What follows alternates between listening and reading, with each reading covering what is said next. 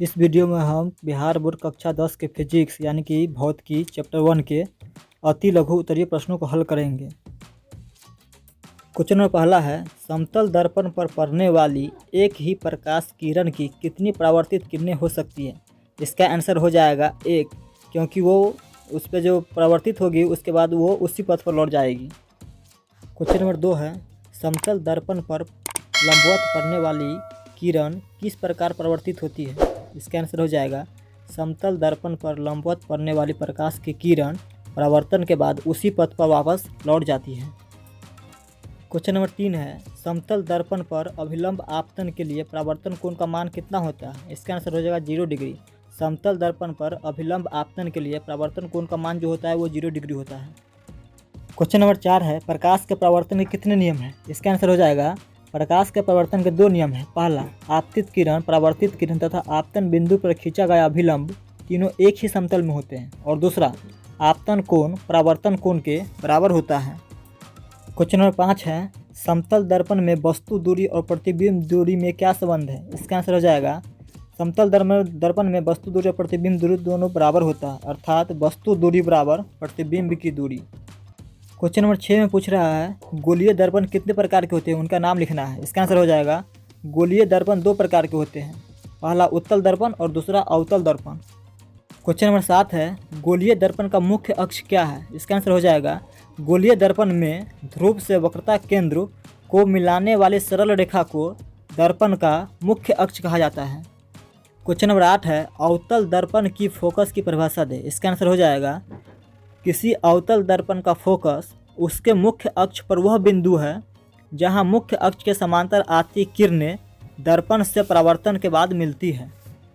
Question number 9 है, गोलीय दर्पण की फोकस दूरी और वक्रता त्रिज्या में क्या संबंध है। इसका आंसर हो जाएगा, गोलीय दर्पण की फोकस दूरी उसकी वक्रता त्रिज्या की आधी होती है, अर्थात F बराबर R/2। क्वेश्चन नंबर 10 है, एक दर्पण का नाम बताना है जो किसी वस्तु का सीधा और आवर्धित प्रतिबिंब देता है। इसका आंसर हो जाएगा अवतल दर्पण।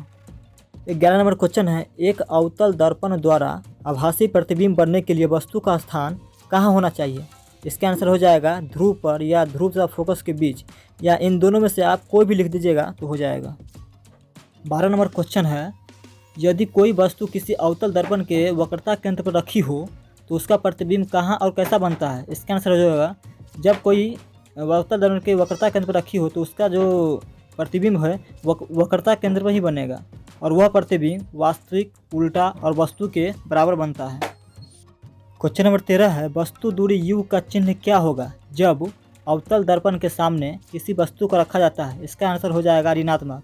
जी हाँ, अगर अवतल दर्पण के सामने किसी वस्तु रखा जाएगा तब उस वस्तु दूरी का जो चिन्ह होगा वो ऋणात्मक होगा। 14 नंबर क्वेश्चन है, 10 सेंटीमीटर फोकस दूरी वाले अवतल दर्पण से 15 सेंटीमीटर की दूरी पर रखी वस्तु के प्रतिबिंब की प्रकृति क्या होगा। इसका आंसर जो है पुस्तक में दिया गया है, प्रतिबिंब वस्तु से बड़ा, वास्तविक और वस्तु की अपेक्षा उल्टा होगा। 15 नंबर क्वेश्चन है, अवतल दर्पण से किस दूरी पर एक वस्तु को रखा जाए जिससे कि प्रतिबिंब का आकार वस्तु के आकार के बराबर हो। इसका भी जो उत्तर है वो पुस्तक में ही दिया है, दर्पण के वक्रता केंद्र पर। 16 नंबर क्वेश्चन पूछ रहा है, किस गोलीय दर्पण में केवल काल्पनिक प्रतिबिंब बनता है। इसका आंसर हो जाएगा, उत्तल दर्पण में केवल काल्पनिक प्रतिबिंब बनता है। 17 नंबर क्वेश्चन पूछ रहा है, क्या एक उत्तल दर्पण किसी वस्तु का वास्तविक प्रतिबिंब बना सकता है। इसका आंसर होगा नहीं, क्योंकि वास्तविक प्रतिबिंब सिर्फ अवतल दर्पण में ही बनता है। देखिए, अवतल दर्पण में दोनों बनता है, ठीक है। क्वेश्चन नंबर 18 पूछ रहा है, एक दर्पण की फोकस दूरी जो है वो -15 है, यह अवतल दर्पण है या उत्तल दर्पण। इसका आंसर हो जाएगा, यह अवतल दर्पण है, क्योंकि जो अवतल दर्पण की जो फोकस दूरी होती है वो ऋणात्मक होती है और उत्तल दर्पण की धनात्मक। क्वेश्चन नंबर 19 में गोलीय दर्पण के आवर्धन की परिभाषा देना है। इसका आंसर होगा, प्रतिबिंब की ऊंचाई और वस्तु की ऊंचाई के अनुपात को गोलीय दर्पण का आवर्धन कहा जाता है और इसे हम m से सूचित करते हैं। जो इसका सूत्र होता है, m बराबर प्रतिबिंब की ऊंचाई बटा वस्तु की ऊंचाई। क्वेश्चन नंबर 20 है, आवर्धन m का ऋणात्मक मान हमें क्या बताता है। इसका आंसर होगा, आवर्धन m का ऋणात्मक मान हमें यह बताता है कि प्रतिबिंब वास्तविक एवं उल्टा है।